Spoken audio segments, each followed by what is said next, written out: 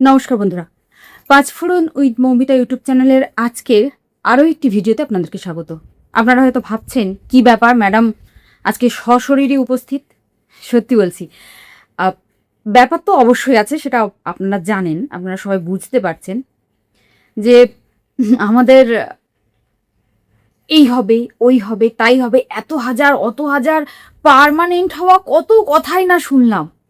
কি হলো? মাত্র 5,000 টাকা। আজ সেই 18 সালে লাস্ট বেড়েছিল, আজকে 26 সাল, মানে 8 বছর পরে মাইনে বাড়লো, তাও আবার 5,000 টাকা। দীর্ঘ 22 বছর ধরে আমরা চাকরি করছি। 22,000 ছাড়ুন, 20,000ও এখন অব্দি চোখে দেখলাম না, ভবিষ্যতে কোনোদিন দেখবো কিনা তাও জানি না।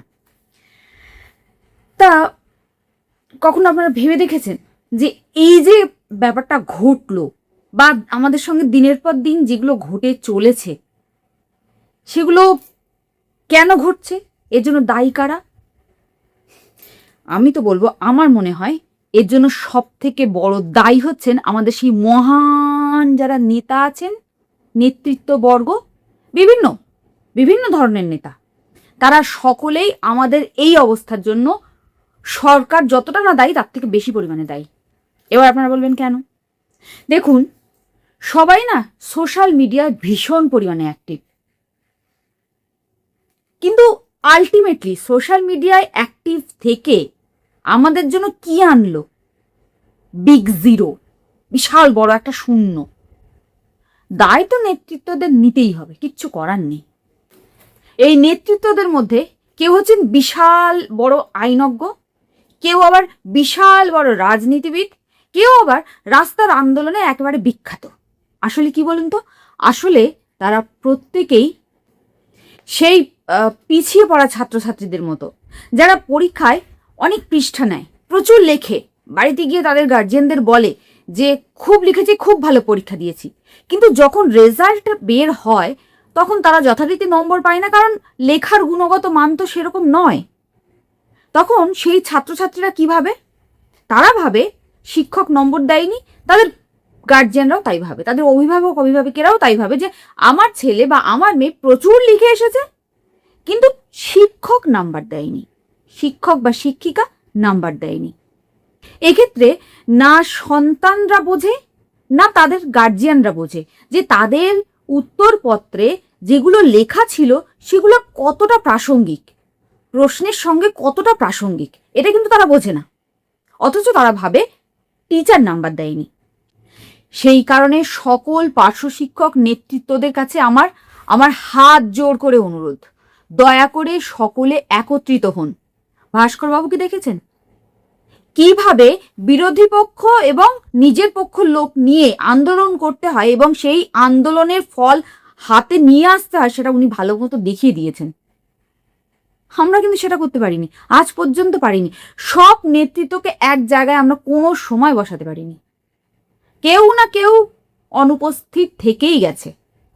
আর আমার যে ইনোসেন্ট পার্শ্ব শিক্ষক বন্ধুরা আছেন তাদেরকে বলছি, আপনারা এটা ভালো মতো বুঝে নিন।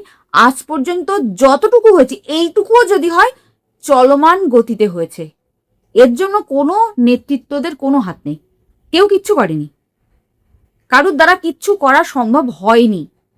একবার ভেবে দেখেছেন যে ICT computer teacher, D group, C group, এদের মাইনে 22-23 হাজার, কারুর 40 হাজার? কেন? কখনো দূরবীন দিয়ে খুঁজলেও এদের নেতৃত্ব খুঁজে পাওয়া যাবে না। আর আমাদের পার্শ্ব শিক্ষকদের নেতৃত্ব গুণে শেষ করা যাবে না, এত নেতৃত্বের সংখ্যা বেড়ে গেছে। একটা কথা আছে না, সেই প্রবাদ প্রবচন যেগুলো আমরা ছোটবেলা থেকে শুনে এসেছি, অধিক সন্ন্যাসীতে গাজন নষ্ট। আমাদের ক্ষেত্রে না ব্যাপারটা একদম একদম চোখে আঙুল দিয়ে দেখিয়ে দেওয়ার মতো হয়েছে। 2019 সালে যখন আমরা প্যাপ প্যাপ করে খুব নাচানাচি করলাম, সেই সময় ওই প্যাবের জোয়ারে যদি আমরা গা না ভাসাতাম, আমাদের মাইনে এতদিন 25,000 হয়ে যেত। এবার বলবেন কিভাবে?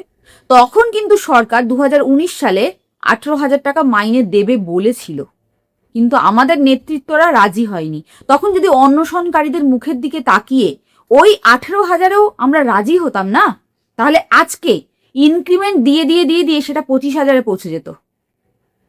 ভালো করে হিসেব করে দেখুন, আপনারা বুঝতে পারবেন। 2019 আর এটা হচ্ছে 2026, 7 বছর, মাঝখান দিয়ে 7টা বছর বেরিয়ে গেছে, কিন্তু আমরা ওই প্যাবের গেরোতে আটকে ছিলাম। তাই আমি তো বলবো, আমার এই ক্ষুদ্র মস্তিষ্ক বলবে যে আজকে আমাদের এই অবস্থার জন্য সরকার যতটা না দায়ী, তার থেকে বেশি পরিমাণে দায়ী আমরা নিজেরা। আমরা নিজেরা সব থেকে বেশি পরিমাণে দায়ী। আমরা শুধু নেতৃত্বদের কথায় নেচে গেছি। ভাস্করবাবু দেখিয়ে দিয়েছেন কিভাবে দাবিটাকে আদায় করে আনতে হয়। আমাদের কোনো নেতৃত্ব পারেনি। তবে বর্তমান যে সরকার আছে তারা মাত্র 1.5 মাস হলো এসেছে। তার মধ্যে তাদের সংকল্পপত্রে যে কথাটা বলেছিলেন যে সম্মানজনক ভাতা বৃদ্ধি হবে পার্শ্ব শিক্ষকদের, পারেননি ঠিকই, কিন্তু 30% মতো তারা করে দিয়েছেন। 30%, এখনো 70% বাকি আছে। এবং মুখ্যমন্ত্রী স্বয়ং কথা দিয়েছেন, মনে তো হচ্ছে উনি কথা রাখবেন, জানি না, মনে হচ্ছে উনি কথা রাখবেন। কারণ প্রথম বাজেটেই, 1.5 মাস বয়সে প্রথম বাজেটেই যখন পার্শ্ব শিক্ষকদের উল্লেখ ছিল এবং মুখ্যমন্ত্রী নিজেও বলেছেন যে পার্শ্ববর্তী এলাকার খবর জেনে তারপরে আমাদের কি হবে না হবে, কি করা যাবে না করা যাবে, সেটা বিষয়ে ভাবনা চিন্তা চলবে আর কি, হবে, ভাবনা চিন্তা হবে। তাহলে আমাদের তো উচিত সরকারকে আর কয়েকটা মাস সময় দেওয়া। এখনই সবাই আবার আন্দোলন বা কেস এই নিয়ে উঠে পড়ে লেগেছে, সবাই। আবার কেউ কেউ বলবে কি জানেন তো, এই 5,000 টাকা ভিক্ষা আমার দরকার নেই। আমি বলছি আমার দরকার। আমার মতো বহু মানুষ আছে। কেউ বলে প্রত্যাখ্যান করো, আমি বলছি আমার দরকার। আমার মতো অন্তত 99% প্যারা টিচারদের প্রয়োজন এই টাকাটা, এই 5,000 টাকাটাও দরকার। এখন যদি এটা আমরা ছেড়ে দিই, আবার সেই 2019 সালের মতো হাত কামড়াতে হবে। 2019 সালে যখন সরকার দিতে চেয়েছিল, আমাদের তরফ থেকে নেওয়া হয়নি, সেই রকম আবার হাত কামড়াতে হবে। সেই পথে যেন আমরা না এগোই। আমার তো মনে হয় যে সকল পার্শ্ব শিক্ষক নেতৃত্ব এবং সকল পার্শ্ব শিক্ষকদের একটাই এখন দাবি হওয়া উচিত যে আসুন সবাই একত্রিত হই, সকল নেতৃত্ববর্গ একত্রিত হই, সরকারের সঙ্গে একটা আলোচনার টেবিল তৈরি করি। আমার মতে এটাই বলে। এবং পার্শ্ব শিক্ষক নেতৃত্বদের কাছে আমার করজোড়ে অনুরোধ, আসুন সবাই একত্রিত হয়ে বসুন, সরকারের সঙ্গে যাতে বসে আলোচনা করা যায় আমাদের বিষয়টা নিয়ে, সেই বিষয়ে আগে এগোন। আন্দোলন কেস তার জন্য বহুত সময় পড়ে আছে। সরকারের সবে 1.5 মাস আন্দোলন করবেন।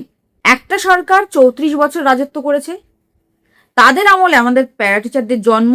তারা 2004 সালে রিক্রুট করেছিল, তারা চলে গিয়েছে 2011 সালে। সেই 4 সাল থেকে 11 সালের মধ্যে আমাদের বেতন 2,000 থেকে 7,500 পৌঁছেছিল।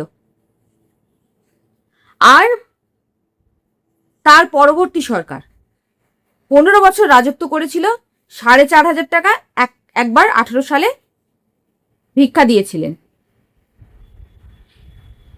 সেই সরকার 11 সালে এসেছিল, কিন্তু ভিক্ষাটা দেওয়া হয়েছিল 18 সালে। কত বছর সময় লেগেছিল একবার ভাবুন। আর আমাদের এখন বর্তমান সরকারের বয়স হচ্ছে মাত্র 1.5 মাস, তাও হয়নি এখনো, 1.5 মাস এখনো হয়নি। তার মধ্যে 5,000 টাকা দেওয়া হয়েছে এবং ভাবনা চিন্তা হবে এই কথা স্বয়ং মুখ্যমন্ত্রীও দিয়েছেন। তাহলে একটু কি সময় দেওয়া উচিত নয়? হ্যাঁ, আমরা মানছি আমাদের বয়স চলে যাচ্ছে, কিন্তু এছাড়া কি করণীয় আছে? আগের সরকারকে আমরা খেপিয়ে দিয়েছিলাম, খেপিয়ে দিয়ে আলটিমেটলি লাভ কি আমাদের কিছু হয়েছিল? আর হ্যাঁ, আর একটা কথা, শুধু খেপিয়ে দেওয়া নয়, আমাদের সেই সময় বেশ কিছু নেতৃত্বরাও কিন্তু আমাদের সঙ্গে বিট্রে করেছিল। 6 মাস থেকে 3 বছরের মধ্যে যে স্থায়ী করার পদ্ধতিটা ছিল সেটা হলো না। 5 বছর পরে, তারা সরকারে আসার 5 বছর পরে কিন্তু তারা 4,500 টাকা মাইনে বাড়িয়েছিল। কিন্তু এই সরকার মাত্র 1.5 মাসের মধ্যে আমাদের মাইনে বাড়িয়েছে এবং আগামীতে বাড়াবে বলে দিয়েছে। এখনই সরকারের সঙ্গে যুদ্ধে যাওয়ার কোনো প্রয়োজন আছে বলে তো আমি মনে করি না। আমার এই ক্ষুদ্র বুদ্ধি অন্তত সেটুকু বলে। আসুন সবাই আলোচনায় বসি, সবাই আলোচনার টেবিল তৈরি করি সরকারের সঙ্গে। ধন্যবাদ। সবাই ভালো থাকুন, সুস্থ থাকুন। নমস্কার।